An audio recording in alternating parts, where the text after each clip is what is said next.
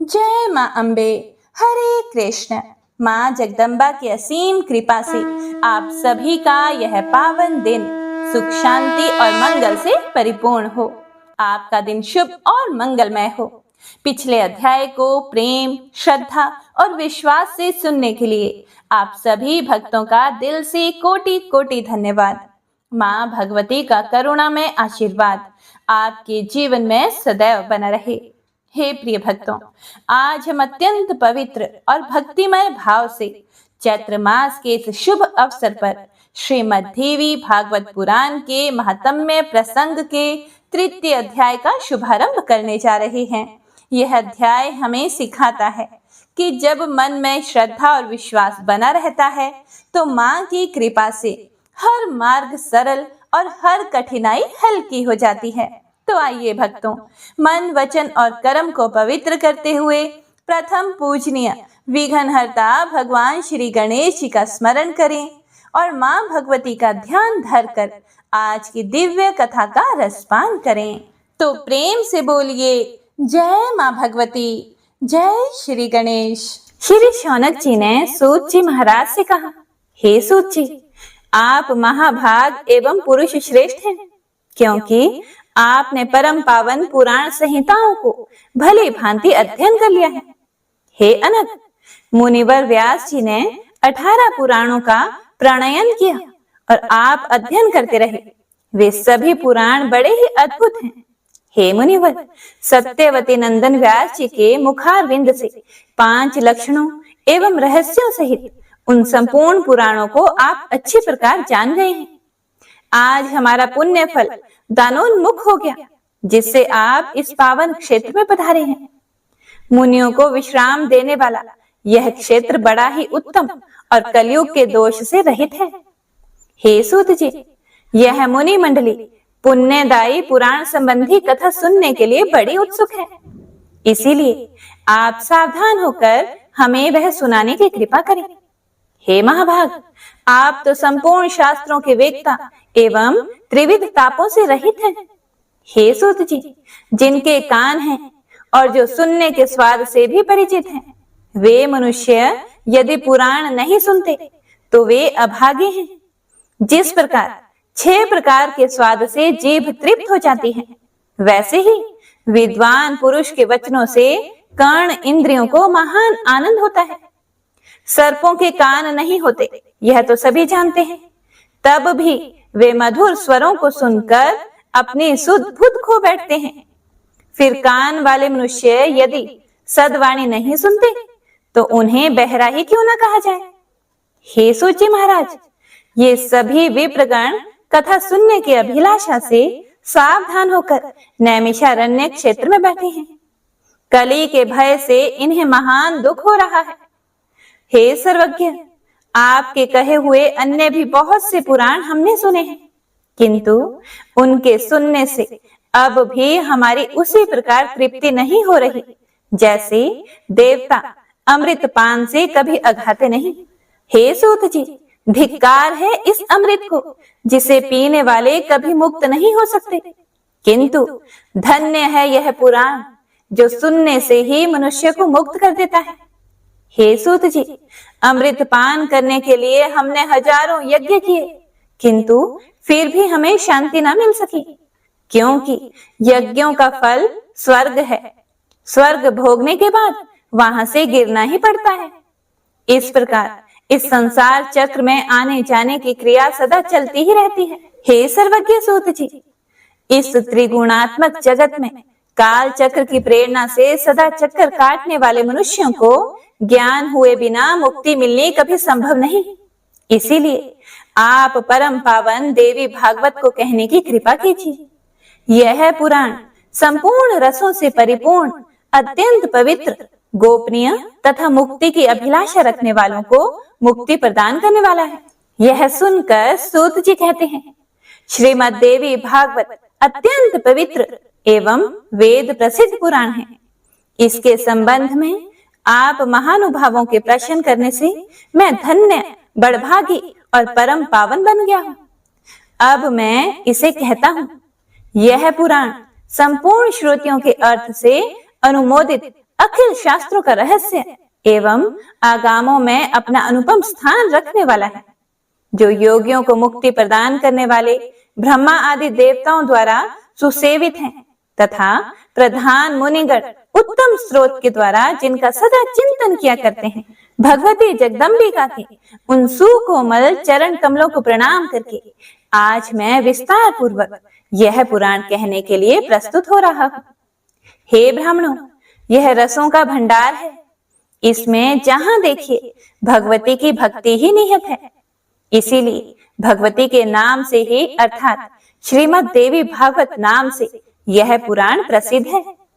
उपनिषद में जो विद्या नाम से प्रसिद्ध है, आद्या, परा, सर्वज्ञ जिनके नामांतर हैं, जो संसार के आवागमन रूपी बंधन को काटने में कुशल हैं और जो चारों ओर ही जिनकी सत्ता बनी रहती है, दुष्ट जन जिन्हें किसी प्रकार भी नहीं जान सकते तथा मुनियों के ध्यान करने पर जो स्वयं अपनी झांकी दिखाया करती हैं, वे भगवती जगदम्बिका इस कार्य में सफलता प्रदान करने की कृपा करें।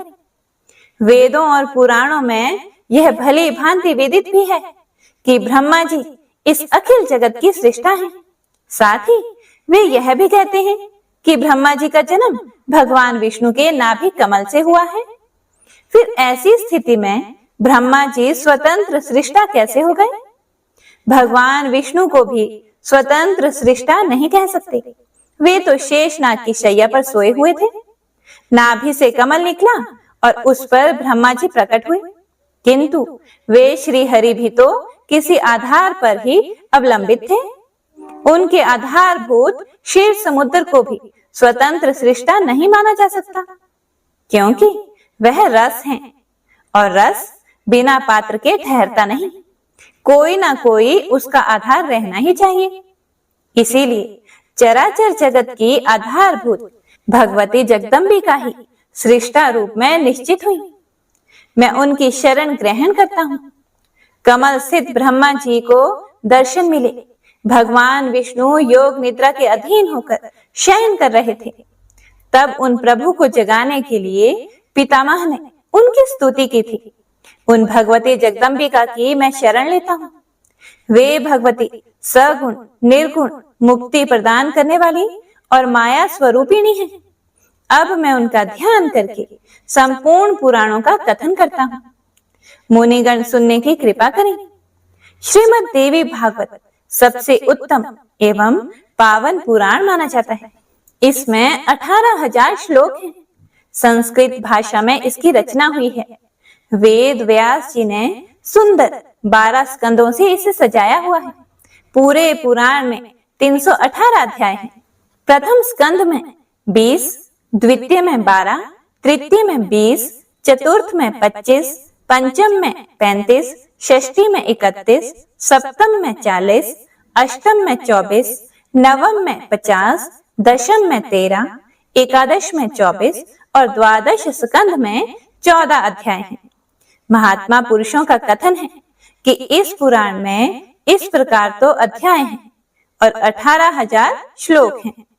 हे मुनिवरों, श्रीमद् देवी भागवत पुराण बड़ा ही पवित्र एवं संपूर्ण दुखों का नाश करने वाला है। इसके प्रभाव से मनोरथ पूर्ण होते हैं और मुक्ति भी सुलभ हो जाती है। इसके सभी विषय वेद के अभिप्राय से युक्त हैं। संपूर्ण वेदों का सारभूत यह पुराण मुक्तिगामी जनों को सदा प्रिय है।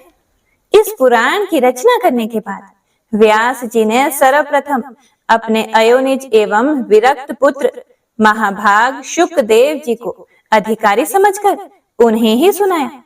हे मुनिवर, मैं वहीं था। वेद व्यास जी जब प्रवचन कर रहे थे, इसी से यथार्थ बातें मैंने भी सुन ली। गुरुदेव बड़े कृपालु थे। उन्हीं की कृपा से यह अत्यंत गुप्त पुराण प्रकट हुआ है। व्यास नंदन शुकदेव जी की बुद्धि बड़ी विलक्षण थी। उनके पूछने पर इस गुप्त पुराण की सभी बातें व्यास जी व्यक्त किया करते थे। वहीं रहने के कारण इस पुराण की अमित महिमा का मैं भी जानकार हो गया। हे मुनिवरों, श्रीमद् देवी भागवत स्वर्गीय कल्प वृक्ष का सुंदर पका हुआ फल है।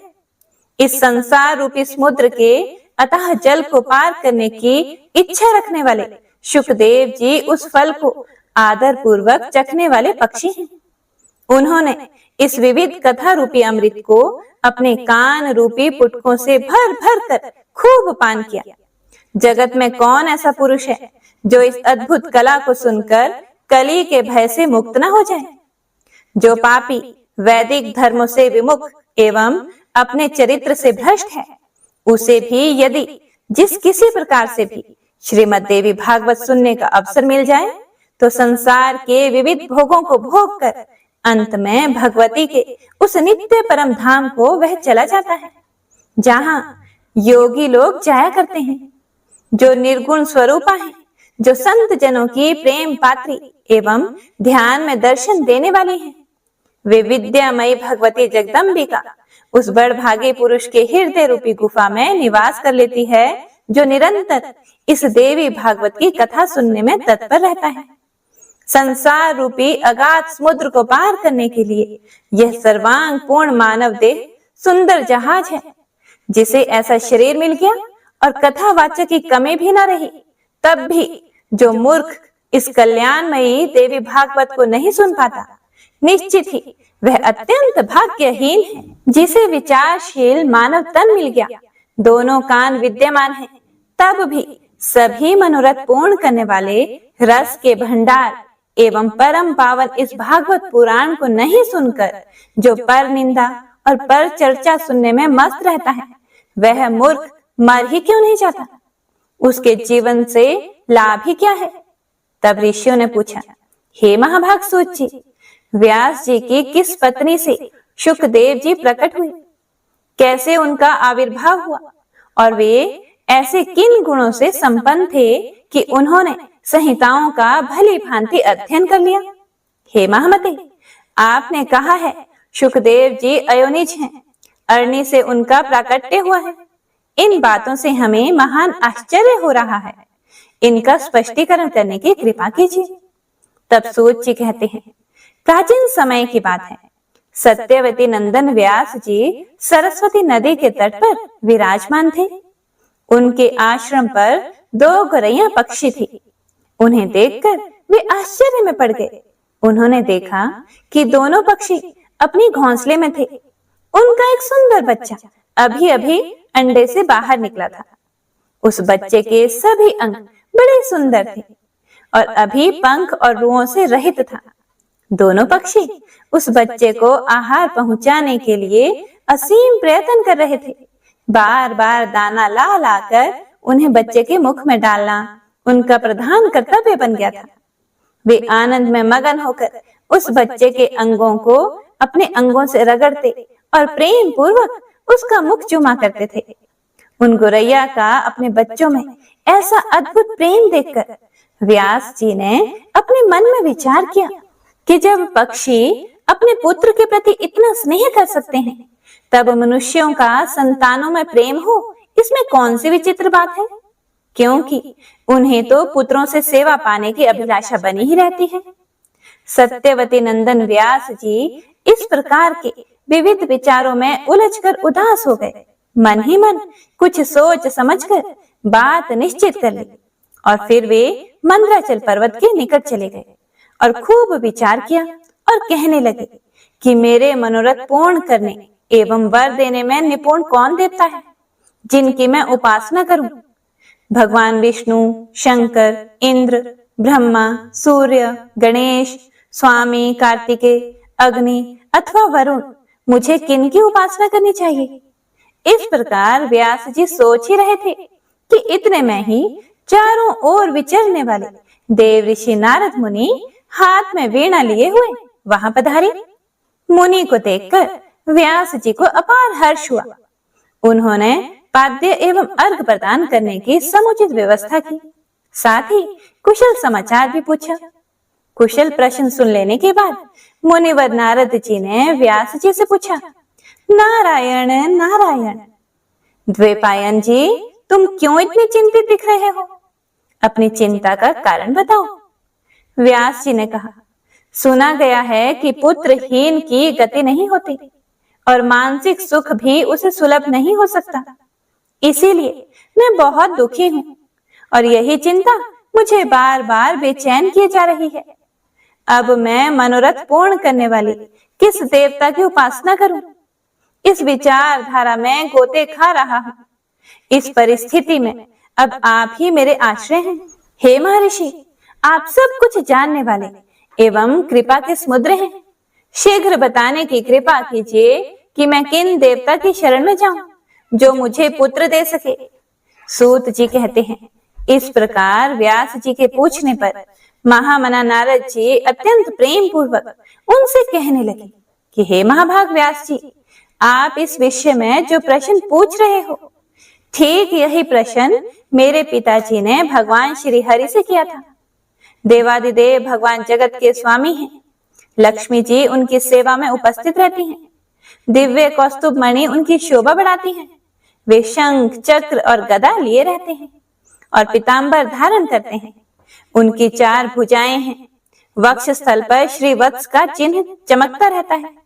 वे चराचर जगत के आश्रय दाता हैं। जगत गुरु एवं देवताओं के भी देवता हैं। ऐसे जगत प्रभु भगवान श्री हरि महान तप कर रहे थे। उनकी समाधि लगी हुई थी। यह देखकर मेरे पिताजी ब्रह्मा जी को बड़ा आश्चर्य हुआ। इसीलिए उन्होंने उनसे जानने की इच्छा प्रकट की। ब्रह्मा जी ने पूछा कि हे प्रभु, आप तो देवताओं के अध्यक्ष, जगत के स्वामी और भूत भविष्य एवं वर्तमान सभी जीवों के एकमात्र शासक हैं। भगवान, फिर आप क्यों तपस्या कर रहे हैं और किस देवता की आराधना में ध्यान मगन हैं? मुझे असीम आश्चर्य हो रहा है और सबसे ज्यादा आश्चर्य तो यह हो रहा है कि आप देवेश्वर एवं सारे संसार के शासक होते हुए भी समाधि में लीन हैं। हे प्रभु, आपके नाभि कमल से तो मेरी उत्पत्ति हुई है और वह मैं अखिल विश्व का रचयिता बन गया। फिर आप जैसे सर्व समर्थ पुरुष से बढ़कर कौन विशिष्ट देवता है? उसे बताने की कृपा अवश्य कीजिए। जगत प्रभु, मैं तो यही जानना चाहता हूँ कि सबके कारण स्वरूप आदि पुरुष परमात्मा आप ही हैं। आप में सारी शक्तियां स्थित हैं। सृष्टि, स्थिति और संहार तथा सभी कार्यों के करने वाले आप ही हैं। महाराज, आपकी इच्छा से ही मैं इस जगत की रचना करता हूँ। भगवान शंकर भी आपकी आज्ञा पाने पर ही समय अनुसार सदा संहार लीला में प्रवृत्त होते हैं। भगवान, सूर्य का आकाश में चक्कर लगाना, सुखदायी पवन का चलना, अग्नि का जलना और मेघ का बरसना आदि सभी कार्य आपकी आज्ञा पर ही निर्भर है। और मुझे तो महान कौतूहल यह हो रहा है कि आप किस देवता का ध्यान कर रहे हैं। त्रिलोकी में तो मैं आपसे बढ़कर किसी देवता को नहीं देखता। इसीलिए हे प्रभु, मुझ दास को यह रहस्य स्पष्ट बताने की कृपा कीजिए, क्योंकि श्रेष्ठ पुरुष किसी भी बात को छिपाते नहीं। श्री ब्रह्मा जी के यह विनीत वचन सुनकर भगवान श्री हरि उनसे कहने लगे कि हे ब्राह्मण, सावधान होकर सुनो। मैं अपने मन का विचार व्यक्त करता हूँ। देवता, दानव और मानव सब यही जानते हैं कि आप सृष्टि करता हो, मैं पालन करता हूँ और भगवान शंकर संहार किया करते हैं। किंतु फिर भी वेद के पारगामी पुरुष अपनी युक्ति से ये सिद्ध करते हैं कि रचने, पालने और संहार करने की यह योग्यता जो हमें मिली है, इसकी अधिष्ठात्री शक्ति देवी है। वे कहते हैं कि संसार की सृष्टि करने के लिए आप में राजसी शक्ति का संचार हुआ है, मुझे सात्विकी शक्ति मिली है और रुद्र में तामसी शक्ति का आविर्भाव हुआ है। उस शक्ति के अभाव में आप इस संसार की सृष्टि नहीं कर सकते और मैं पालन करने में सफल नहीं हो सकता और रुद्र भी संहार कार्य नहीं कर सकते। हे ब्रह्मा जी, हम सभी उस शक्ति के सहारे ही अपने अपने कार्य में सदा सफल होते आए हैं। प्रत्यक्ष और परोक्ष दोनों ही उदाहरण मैं आपके सामने रखता हूँ, सुनो। यह निश्चित बात है कि उस शक्ति के अधीन होकर ही मैं प्रलय काल में इस शेष नाग की शैया पर सोता और सृष्टि करने का अवसर आते ही जाग जाता हूँ। मैं सदा तप करने में लगा रहता हूँ।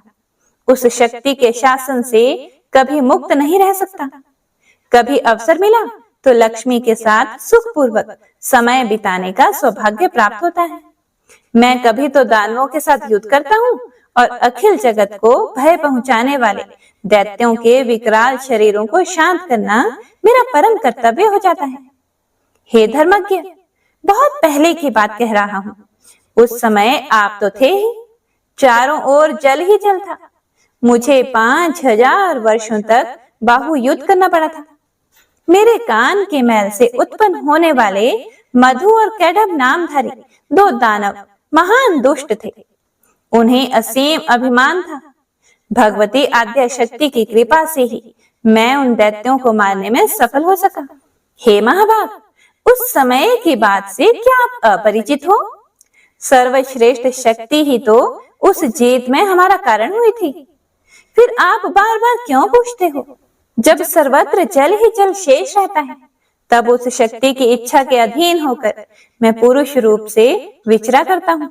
प्रत्येक युग में कच्छप, वाराह, नरसिंह और वामन रूप मुझे धारण करने पड़ते हैं। हे ब्रह्मा जी, प्राचीन समय की बात है। एक बार धनुष की डोरी टूटी और उसके झटके से मेरा मस्तक धड़ से अलग हो गया। आप बड़े कुशल शिल्पी हो, इसीलिए आपने घोड़े का मस्तक मेरे धड़ से जोड़ दिया। यह घटना तो आपके सामने ही घटी थी। तभी से लोग मुझे है शिरा कहने लगे। जगत की रचना करने वाले ब्रह्मा जी, आप इससे अपरिचित नहीं हो।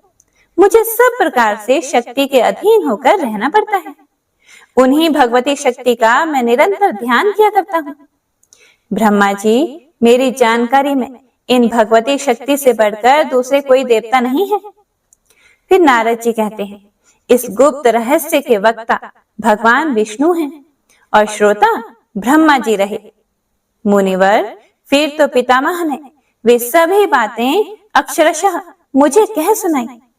अतः आप भी यदि अपना पुरुषार्थ सिद्ध करना चाहते हो, तो उन्हीं भगवती के चरण कमलों को अपने हृदय में धारण करो। आपकी जो भी अभिलाषाएं हैं, वे सभी भगवती जगदम्बिका अवश्य पूर्ण करेंगी। श्री सूत जी कहते हैं, इस प्रकार नारद जी के कहने पर सत्यवती नंदन व्यास जी भगवती देवी के चरण कमलों को अपने हृदय में स्थापित करके तपस्या करने के लिए पर्वत पर चले गए। ऋषिगण बोले, हे सूत जी, आपने बड़े आश्चर्य की बात कही। अरे, जो भगवान विष्णु सबके कर्ता धर्ता है, उनका भी मस्तक कटकर धड़ से अलग हो गया। फिर उस धड़ पर घोड़े का सिर रखा गया और वे हयग्रीव कहलाने लगे। वेद भी जिनकी स्तुति करते हैं, संपूर्ण देवताओं को आश्रय देना जिनका स्वाभाविक गुण है, तथा जो समस्त कारणों के भी परम कारण है, उन आदि देव जगत प्रभु भगवान श्री हरि को भी छिन्न मस्तक हो जाना पड़ा। यह तो देव की ही करामात है। परंतु हे महामते, ऐसी घटना कैसे घट गई? इसे शीघ्र विस्तार पूर्वक कहने की कृपा कीजिए। श्री सूत जी कहने लगे कि हे मुनिगणों, भगवान विष्णु परम तेजस्वी एवं देवताओं के भी देवता हैं। उनकी लीला बड़ी विचित्र है। तुम सब लोग अत्यंत सावधान होकर उनकी अद्भुत कथा सुनो। एक समय की बात है, सनातन परम प्रभु भगवान श्री हरि को घोर युद्ध करना पड़ा। 10,000 वर्षों तक वे युद्ध क्षेत्र में डटे रहे। फिर तो उन्हें थकान सी हो गई। तब उस थकान को कम करने के लिए वे अपने पुण्य लोक वैकुंठ में गए। वहां वे पद्मासन लगाकर बैठे। धनुष पर डोरी चढ़ी हुई थी। इसी अवस्था में धनुष को भूमि पर टेक कर उसी के सहारे वे कुछ झुक से गए। आराम करने का सोचने लगे। अब आराम करते करते वे धीरे धीरे उसी धनुष से लगे लगे अलसाने भी लगे। अब एक तो थकान के कारण, युद्ध भूमि में इतने वर्षों के कारण जो थकान हो गई थी, उसके कारण कहिए या फिर भगवान की लीला ही कहिए कि उन्हें घोर निद्रा आ गई। उन्हीं दिनों देवताओं के यहाँ यज्ञ करने की योजना चल रही थी। इंद्र, ब्रह्मा, शंकर आदि सभी देवता यज्ञ करने में तत्पर होकर भगवान श्री हरि से मिलने वैकुंठ लोक में गए। देवताओं का कार्य निर्विघ्न चलता रहे, यही उस यज्ञ का उद्देश्य था। वहां उन्हें यज्ञेश्वर भगवान विष्णु का दर्शन नहीं मिला। फिर तो ध्यान द्वारा उन्होंने पता लगाकर जहां भगवान विराजमान थे वहां पहुंच गए। जब वे वहां पहुंचे तब उन्होंने देखा कि परम प्रभु भगवान श्री हरि योग निद्रा के अधीन होकर अचेत से पड़े हैं। तब वे देवता लोग वहीं ठहर गए। अब वे प्रभु के जागने का वहीं इंतजार करने लगे। प्रभु तो अचेत पड़े हुए थे।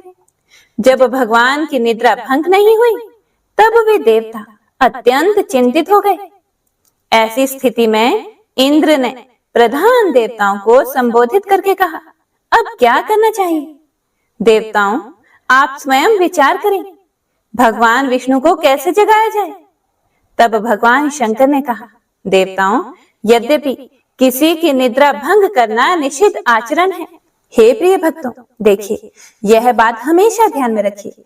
अगर कोई गहरी नींद में सो रहा हो तो उसे अनावश्यक रूप से नहीं जगाना चाहिए, बहुत बड़ा दोष लगता है। आगे प्रभु कहते हैं, यद्यपि किसी की निद्रा भंग करना है निषिद्ध आचरण है, अब यज्ञ भी करना है तो यज्ञ करने के लिए तो प्रभु को जगाना ही पड़ेगा। तब ब्रह्मा जी ने वमरी नामक एक कीड़ा उत्पन्न किया। उन्होंने सोचा, धनुष तो पृथ्वी पर ही है, यह वमरी नामक कीड़ा उस धनुष की तांत को काट देगा और इसके बाद आगे की रस्सी को काटते ही झुका हुआ धनुष ऊपर को तन उठेगा। फिर तो देवादिदेव श्री हरि की निद्रा टूट ही जाएगी। तब देवताओं का कार्य सिद्ध होने में भी कोई संदेह नहीं रहेगा। इस प्रकार मन में विचार करके प्रधान देवता अविनाशी ब्रह्मा जी ने वैसा करने के लिए वमरी कीड़े को आज्ञा दे दी।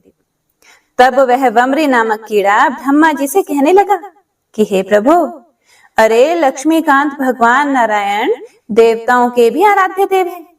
भला उन जगत गुरु की निद्रा मैं कैसे भंग कर सकूंगा? भगवान, इस धनुष की डोरी को काटने से मुझे भला कौन सा लाभ है जिसके कारण ऐसा घृणित कार्य किया जा सके? सभी प्राणी किसी न किसी स्वार्थ को लेकर ही नीच कर्म करते हैं, यह बिल्कुल निश्चित बात है। यह तो बिल्कुल सच बात है। इसीलिए यदि मेरा कोई निजी काम बनने वाला हो तभी इसे काटने में मैं तत्पर हो सकूंगा। यह सुनकर ब्रह्मा जी कहने लगे, वमरी सुनो, हम लोग तुम्हें यज्ञ में भाग दिया करेंगे। यह निजी लाभ मानकर अब तुम शीघ्र हमारा कार्य करो, अर्थात भगवान श्री हरि को निद्रा से जगा दो। देखो, यज्ञ में हवन करते समय अगल बगल में जो भी हविष्य गिर जाएगा वह तुम्हारा भाग है, यह समझ लो। अच्छा, अब हमारा काम बहुत जल्दी हो जाना चाहिए। सूत जी कहते हैं, इस प्रकार ब्रह्मा जी के कहने पर उसी क्षण वमरी ने प्रत्यंचा को जो नीचे भूमि पर थी उसे काट दिया। फिर तो धनुष बंधन मुक्त हो गया। देखिए, अब इधर प्रत्यंचा कटी और दूसरी ओर की डोरी भी वैसे ही ढीली पड़ गई। उसी समय बड़े जोर से भयंकर शब्द हुआ जिससे देवता भयभीत हो उठे। चारों ओर अंधकार छा गया। इतना अंधकार छा गया कि सूर्य की प्रभा भी क्षीण हो गई। फिर तो सभी देवतागण घबराकर सोचने लगे, अहो, ऐसे भयंकर समय में पता नहीं अब क्या होने वाला है। हे ऋषियों, समस्त देवतागण ऐसा ही सोच रहे थे कि इतने में पता नहीं भगवान विष्णु का मस्तक कुंडल और मुकुट सहित कहां उड़कर चला गया। कुछ समय के बाद जब घोर अंधकार शांत हुआ तब भगवान शंकर और ब्रह्मा जी ने देखा कि श्री हरि का श्री विग्रह बिना मस्तक का पड़ा हुआ है। यह बड़े आश्चर्य की बात सामने आ गई। भगवान विष्णु के केवल धड़ को देखकर उन श्रेष्ठ देवताओं के आश्चर्य की सीमा न रही। अब वे तरह तरह की चिंता करने लगे और मारे चिंता के उमड़े हुए चिंता के समुद्र में डूबने उतारने लगे। अत्यंत दुखी होकर उनकी आंखें जल बरसाने लगी। वे विलाप करने लगे, हाँ नाथ, आप तो देवताओं के भी आराध्य देव एवं सनातन प्रभु हैं। फिर भी हे भगवान, संपूर्ण देवताओं को निष्प्राण करने वाली यह कैसी देवीय विचित्र घटना घट गई। तब ब्रह्मा जी ने कहा, काल भगवान ने जैसा विधान रच रखा है वैसा अवश्य ही होता है। यह बिल्कुल असंदिग्ध बात है। जैसे बहुत पहले काल की प्रेरणा से भगवान शंकर ने मेरा ही मस्तक काट दिया था, उसी तरह आज भगवान विष्णु का भी मस्तक धड़ से अलग होकर समुद्र में जा गिरा है। शचीपति देवराज इंद्र के हजारों भग हो गए। उन्हें दुखी होकर स्वर्ग से गिर जाना पड़ा और मान सरोवर में जाकर वे कमल पर रहने लगे। अतः तुम्हें इस समय बिल्कुल भी शोक नहीं करना चाहिए। तुम सभी उन सनातन में विद्या स्वरूपिणी महामाया का चिंतन करो। वे प्रकृतिमयी भगवती निर्गुण स्वरूपिणी एवं सर्वोपरि विराजमान है। अब वे ही हमारा कार्य सिद्ध करेंगे। वे जगत को धारण करती हैं। उनका नाम ब्रह्म विद्या भी है। सब प्राणी उन्हीं के संतान हैं। त्रिलोकी में चर और अचर जितने प्राणी हैं, सब में वे विराजमान हैं। आगे सूत जी कहते हैं, फिर ब्रह्मा जी ने वेदों को, जो सामने देह धारण करके उपस्थित थे, उन्हें आज्ञा दी। ब्रह्मा जी कहने लगे कि हे ब्रह्म विद्या स्वरूपिणी भगवती जगदम्बिका परम आराध्य है। उन सनातनी देवी के अंगों का साक्षात्कार होना कठिन है। वे भगवती महामाया संपूर्ण कर्मों को सिद्ध कर देती हैं। इसीलिए तुम लोग उनकी स्तुति करो। इसके बाद सुंदर शरीर धारण करने वाले वेद ब्रह्मा जी का कथन सुनकर उन भगवती का जो ज्ञान गम्य है, महामाई नाम से प्रसिद्ध है तथा जिन पर संपूर्ण जगत अवलंबित है, वे सब उनकी स्तुति करने लगे। वेद बोले, हे देवी, आप महामाया हैं। जगत की सृष्टि करना आपका स्वभाव है। आप कल्याणमयी विग्रह धारण करने वाले एवं प्राकृतिक गुणों से रहित हैं। अखिल जगत आपका शासन मानता है तथा भगवान शंकर के मनोरथ आप पूर्ण किया करती हैं। माते, आपको नमस्कार है। संपूर्ण प्राणियों को आश्रय देने के लिए आप पृथ्वी स्वरूपा हैं। प्राणधारियों के प्राण भी आप ही हैं। घी, श्री, कांति, श्रमा, शांति, श्रद्धा, मेधा, कृति और स्मृति, यह सभी आपके नाम हैं। ओमकार में जो अर्ध मात्रा है, वह आपका ही रूप है। गायत्री में आप प्रणव हैं। जया, विजया, धात्री, लज्जा, कीर्ति, सप्रश और दया, इन नामों से आप प्रसिद्ध हैं। माते, हम आपको नमस्कार करते हैं। आप त्रिलोकी को उत्पन्न करने में बड़ी कुशल हैं। आपका विग्रह दया से परिपूर्ण है। आप माताओं की भी माता हैं। आप विद्यामयी एवं कल्याण स्वरूपिणी हैं। आपका सारा प्रयत्न अखिल जगत के हितार्थ होता है। आप परम पूज्य हैं। वाग बीज आपका स्थान है। ज्ञान द्वारा संसार जनित अंधकार को आप नष्ट कर देती हैं। हे भगवती, देवताओं में कोई भी ऐसा सिद्ध ना हो सका जो आपकी विभूति को जान सके। आप संसार की एकमात्र जननी हैं। आप अकेले ही इस मिथ्याभूत समस्त जगत की रचना कर डालती हैं। देवी, इस जगत के मिथ्यात्व में श्रुति वचन ही प्रमाण है। जब सारी श्रुतियां आपके गुणों एवं प्रभाव को जानने में असमर्थ रही, तब भला हम उन्हें कैसे जान सकते हैं? अधिक क्या कहें, अपने परम प्रभाव को तो आप स्वयं भी नहीं जानती। हे कल्याणमयी जगदम्बिके, भगवान श्री विष्णु का मस्तक धड़ से अलग हो गया है। क्या आप इसे नहीं जानती अथवा जानकर भी उनके प्रभाव की परीक्षा करना चाहती हैं? इस समय श्री हरि मस्तकहीन हो गए हैं। यह बात महान आश्चर्यजनक एवं साथ ही असीम दुखप्रद भी सिद्ध हो रही है। अब हम यह नहीं जान सकते कि आप जन्म मरण के बंधन को काटने में कुशल होते हुए भी श्री विष्णु के मस्तक को जोड़ने में देर क्यों कर रही हैं?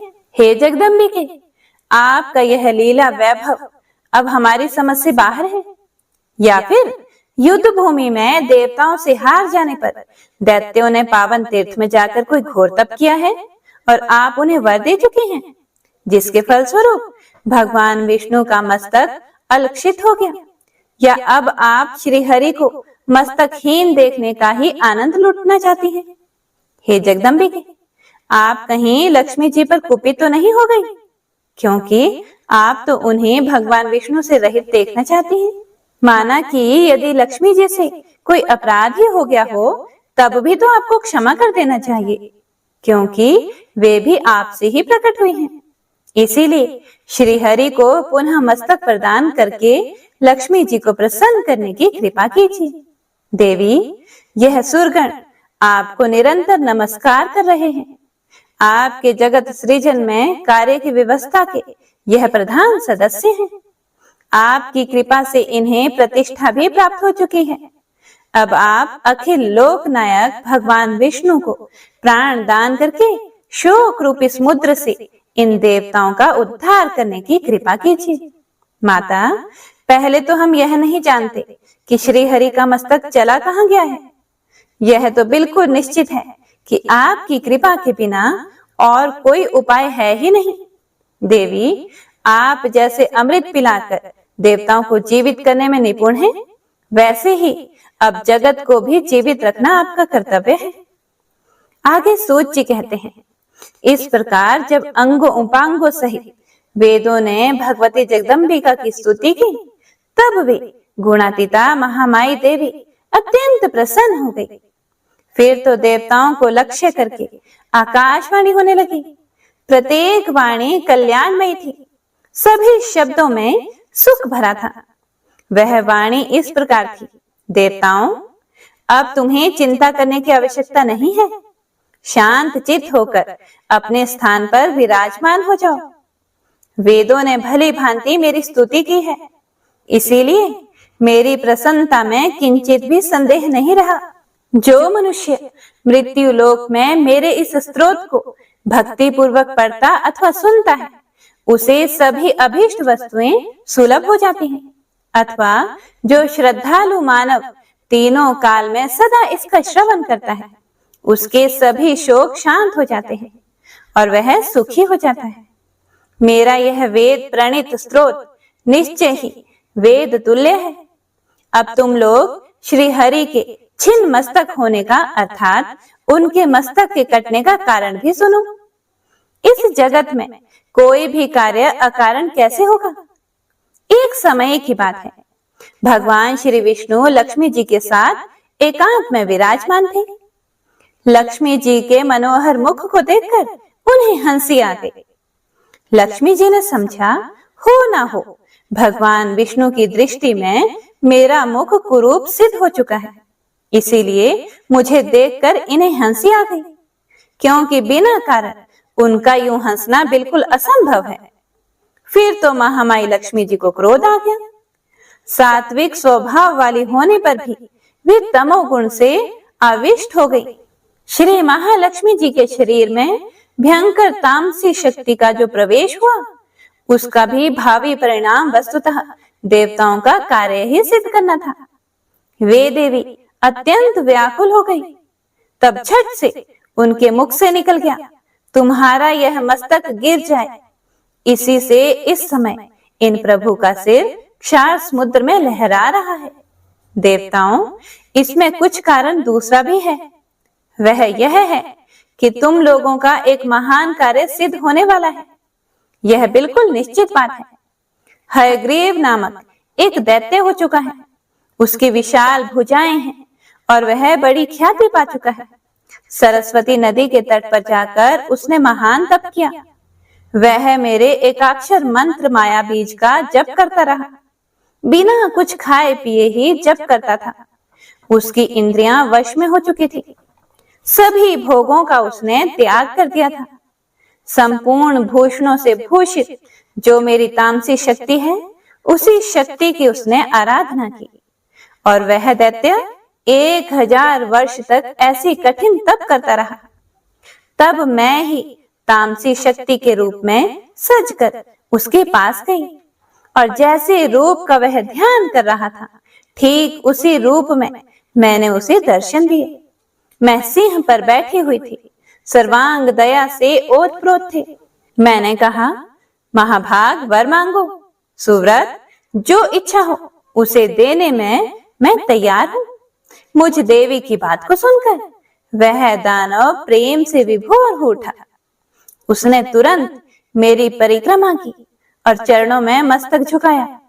मेरे इस रूप को देखकर उसके नेत्र प्रेम से पुलकित हो उठे और आनंद के आंसुओं से भर गए।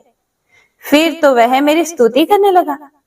हयग्रीव बोला, हे कल्याणमयी देवी, आपको नमस्कार है।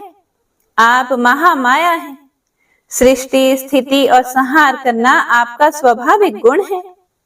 देवी, भक्तों पर कृपा करने में आप बड़ी कुशल हैं। मनोरथ पूर्ण करना और मुक्ति देना आपका मनोरंजन है। तब भगवती ने कहा, तुमने बड़ी अद्भुत तपस्या की है। मैं तुम्हारी भक्ति से अत्यंत प्रसन्न हूँ। तुम अपनी इच्छा से कोई भी वर मांगो। तुम्हें जो भी इच्छा हो वह मैं देने को तैयार हूँ। तब हयग्रीव बोला, माते, जिस किसी प्रकार भी मुझे मृत्यु का मुख ना देखना पड़े, वैसा ही मुझे वर देने की आप कृपा कीजिए। मैं अमर योगी बन जाऊं, देवता और दानव कोई भी मुझे जीत ना सके। तब देवी कहने लगी, देखो, जन्मे हुए की मृत्यु और मरे हुए का जन्म होना बिल्कुल निश्चित है। भला ऐसे सिद्ध मर्यादा जगत में कैसे व्यर्थ की जा सकती है। राक्षस राज, मृत्यु के विषय में तो ऐसी ही बात पक्की समझ लेनी चाहिए। इसीलिए मन में सोच विचार कर जो इच्छा हो वह वर मांगो। तब हयग्रीव बोला, अच्छा, तो हयग्रीव के हाथ ही मेरी मृत्यु हो, दूसरे मुझे कोई ना मार सके। बस मेरे मन की यही इच्छा है। इसे पूर्ण करने की कृपा करें। तब देवी ने कहा, हे महाभाग, अब तुम घर जाओ और आनंद पूर्वक राज्य करो। यह बिल्कुल निश्चित है, हयग्रीव के सिवा दूसरा कोई तुम्हें नहीं मार सकेगा। इस प्रकार उस दानव को वर देकर तामसी देवी अंतर ध्यान हो गई और वह दैत्य भी असीम आनंद का अनुभव करते हुए अपने घर चला गया। वही पापी इन दिनों मुनियों और वेदों को अनेक प्रकार से सता रहा है। त्रिलोकी में कोई भी ऐसा नहीं है जो उस दुष्ट को मार सके। अतएव इस घोड़े का सुंदर सिर उतारकर श्री विष्णु के धड़ से जोड़ दिया जाएगा। यह कार्य श्री ब्रह्मा जी के द्वारा ही संपन्न होगा। इसके बाद वे ही भगवान हयग्रीव देवताओं के हित साधन के लिए उस दुष्ट और निर्दय दानव के प्राण हरेंगे। श्री सूत जी कहते हैं, देवताओं से ऐसा कहकर वह आकाशवाणी शांत हो गई। फिर तो सभी देवता जो कुछ देर पहले तक शोक मगन थे, वे आनंद से विवल हो उठे। उन्होंने दिव्य शिल्पी ब्रह्मा जी से कहा। देवतागण बोले, भगवान, श्री विष्णु के मस्तकहीन शरीर पर सिर जोड़ना रूप महत्व कार्य संपन्न करने की कृपा करें।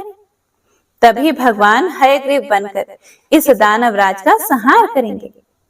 श्री सूत जी कहते हैं, देवताओं की बात को सुनकर ब्रह्मा जी ने उसी क्षण सुरगण के सामने ही तलवार से घोड़े का मस्तक उतार लिया। साथ ही तुरंत उसे भगवान के शरीर पर जोड़ने की व्यवस्था भी संपन्न कर दी। फिर तो भगवती जगदम्बिका की कृपा प्रसाद से उसी क्षण भगवान श्री विष्णु का हयग्रीव अवतार हो गया। वह दानव बड़ा ही अभिमानी था। देवताओं से उसकी घोर शत्रुता थी। अवतार लेने के बाद कितने समय तक भगवान उसके साथ युद्ध भूमि में डटे रहे, तब कहीं जाकर उसकी मृत्यु हो पाई। हे प्रिय भक्तों, मृत्यु लोक में रहने वाले जो भी मनुष्य यह पुण्यमयी कथा को सुनते हैं, दूसरों को सुनाते हैं, वे संपूर्ण दुखों से मुक्त हो जाते हैं। यह बिल्कुल निश्चित बात है। भगवती महामाया का चरित्र परम पवित्र एवं पापों का संहार करने वाला है। जो इसे पढ़ते हैं और सुनते हैं, उन्हें संपूर्ण संपत्तियां सुलभ हो जाती हैं। जय माता दी।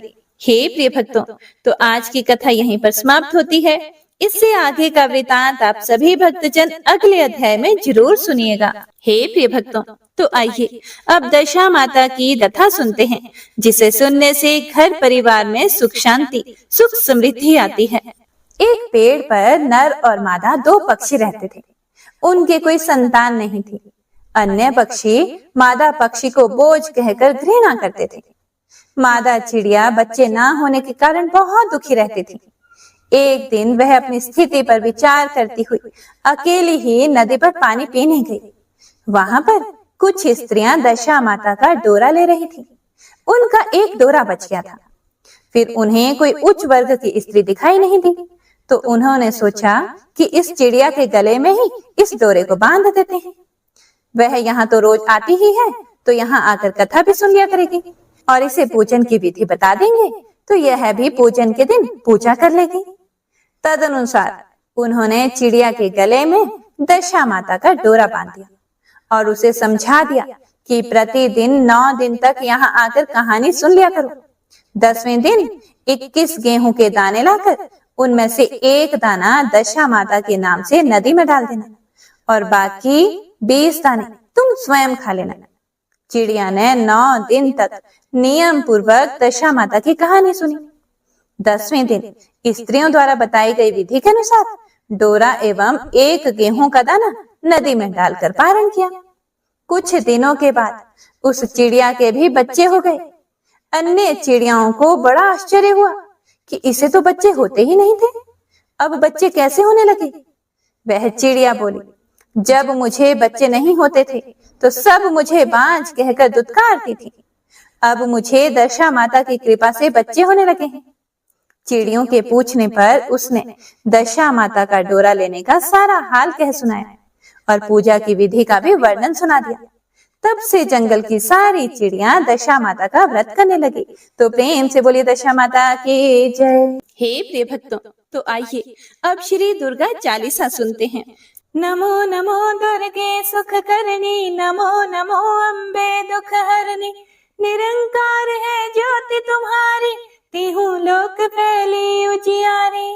शशि ललाट मुख महाविशाला, नेत्र लाल भ्रिकुटी विकराला, रूप मातु को अधिक सुहावे, दर्श करत जन अति सुख पावे। तुम संसार शक्ति लय कीना, पालन हेतु अन्न धन देना, अन्नपूर्णा हुई जगपाला, तुम ही आदि सुंदरी बाला। प्रलय काल सब नाशन हारे, तुम गौरी शिव शंकर प्यारे, शिव योगी तुम्हारे गुण गावे, ब्रह्मा विष्णु तुम्हें नित ध्यावे। रूप सरस्वती को तुम धारा, दे सुबुद्धि ऋषि मुनि नुबारा, धर्यो रूप नरसिंह को अम्बा, प्रगट भई फाड़ कर खंबा। रक्षा करी प्रहलाद बचायो, हिरण्याक्ष को स्वर्ग पठायो, लक्ष्मी रूप धरो जग माही, श्री नारायण अंग समाही। शेर सिंधु में करत विलासा, दया सिंधु दीजे मन आसा, हिंगलाज में तुम्ही भवानी, महिमा अमित ना जात बखानी। मातंगी अरुधुमवती माता, भुवनेश्वरी बगला सुखदाता, श्री भैरव तारा जगतारिणी, छिन्न भाल भव दुख निवारिणी। केहरे वाहन सोह भवानी, लांगुर वीर चलत अगवानी, कर में खप्पर खड़ग विराजे, जाको देख काल डर भाजे। सोहे अस्त्र और त्रिशूला, जाते उठत शत्रु ही शूला, नगर कोट में तुम्ही विराजत, तीहु लोक में डंका बाजत। शुंभ निशुंभ दानव तुम मारे, रक्त बीज शंखन संहारे, महिषासुर नृपति अभिमानी, जेहि अघभार मही अकुलानी। रूप कराल कालिका धारा, सेन सहित तुम तिहि सहारा, परिगाड़ संतन पर जब जब, भय सहाय मातो तुम तब तब। अमरपुरी अरु बासवलोका, तब महिमा सब कहे अशोका। ज्वाला में है ज्योति तुम्हारी, तुम्हें सदा पूजे नर नारी। प्रेम भक्ति से जो यश गावे, दुख दारिद्र निकट नहीं आवे। ध्यावे तुम्हें जो नर मन लाए, जन्म मरण ताको छुट जाए। जोगी सुर मुनि कहत पुकारे, योग न हो बिन शक्ति तुम्हारे। शंकर आचार्य तप कीनो, काम क्रोध चित सब लेनो। निश दिन ध्यान धरो शंकर को, काहू काल नहीं सुमिरो तुमको। शक्ति रूप का मर्म ना पायो, शक्ति गई तब मन पछतायो। शरणागत हुई कीर्ति बखानी, जय जय जय जगदम्ब भवानी। भई प्रसन्न आदि जगदम्बा, दई शक्ति नहीं कीन विलंबा। मोकु मातु कष्ट अति घेरो, तुम बिन कौन हरे दुख मेरो।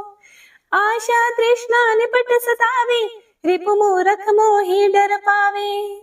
शत्रु नाश कीजे महारानी, सुमिरो एक चित तुम्हें भवानी। करो कृपा हे मातु दयाला, रिद्धि सिद्धि दई करहु निहाला। जब लगी ज्यों दया फल पाऊं, तुम्हरो यश मैं सदा सुनाऊं। दुर्गा चालीसा जो कोई गावे, सब सुख भोग परम पद पावे। देवी दास शरण निज जानी, करहु कृपा जगदम्ब भवानी। इति श्री दुर्गा चालीसा संपूर्ण। हे प्रिय भक्तों, तो यह थी आज की महात्म्य कथा। माता रानी आप सभी भक्तों को कथा सुनने का पुण्य फल प्रदान करें। जय माता दी।